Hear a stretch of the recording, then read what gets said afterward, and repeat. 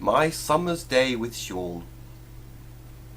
It was nearly the end of term on my last year at school, and the sun shone brightly over the rugby pitch.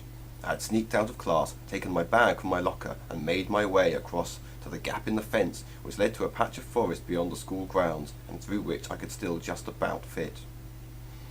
It was tough being an adolescent away at school, and what with the hot weather and the rugby, I was so horny I thought I might burst. I made myself comfortable in a secluded section of the forest, and hoped no one would catch me.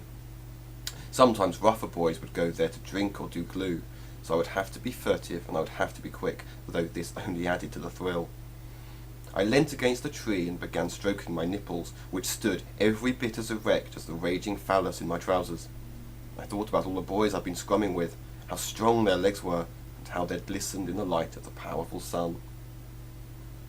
I knew I was ready, so hastily dropped my trousers, unzipped my bag, and reached my tub of Vaseline. I unscrewed the lid and stuck my thumb in, ready to pound myself as hard as I could. Suddenly I started as I heard a noise, a crunching of leaves. Was it just an animal? This was not a good time to be disturbed. It was another boy, also from the school. We'd never spoken, but I knew his name was Sean. He stared at me, with my jumper up, my trousers down, revealing a red-hot erection, and my thumb covered in Vaseline. "What are you doing?" he said. I didn't know what to say, but something took over me, something so unlike my usually shy character. I beckoned for him to approach, and, to my surprise, he did so. I grabbed him, pulling him towards me, and against the tree we kissed.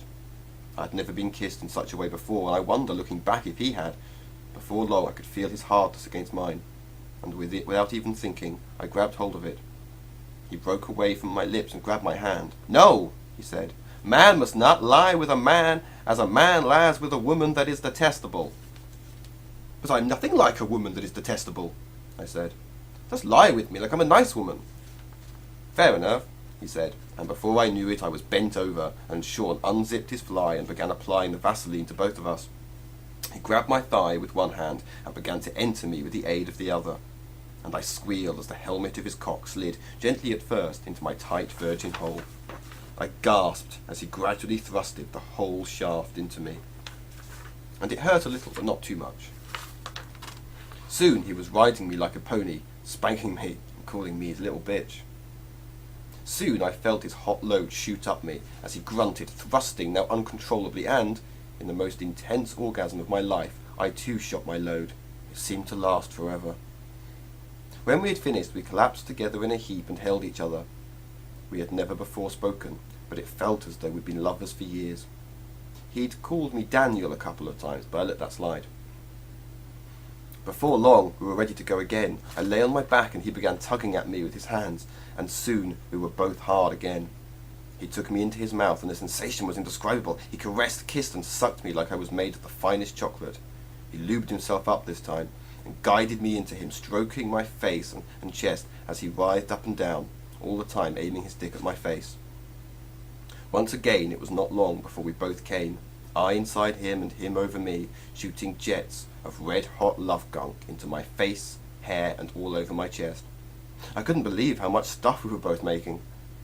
He collapsed onto me, and we lay together and fell asleep in each other's embrace, a sticky heap of sweaty red flesh.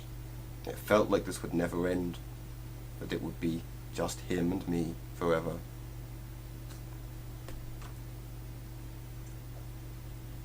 When we awoke, I took a towel from my bag, and we wiped each other down and got dressed. We didn't talk much. There was something suddenly awkward about him. I had this feeling we would never speak again, that he wanted to move past this. "Bye, Daniel," he said as he left, and he never looked back. "My name's Alex," I whispered. If he heard me, he did not reply. And it's true, we never spoke again. But I never, ever forgot what happened that day, and I even wrote a little poem by which to remember him. And never have I had such amazing sex as that summer's day spent with Venom Fang X.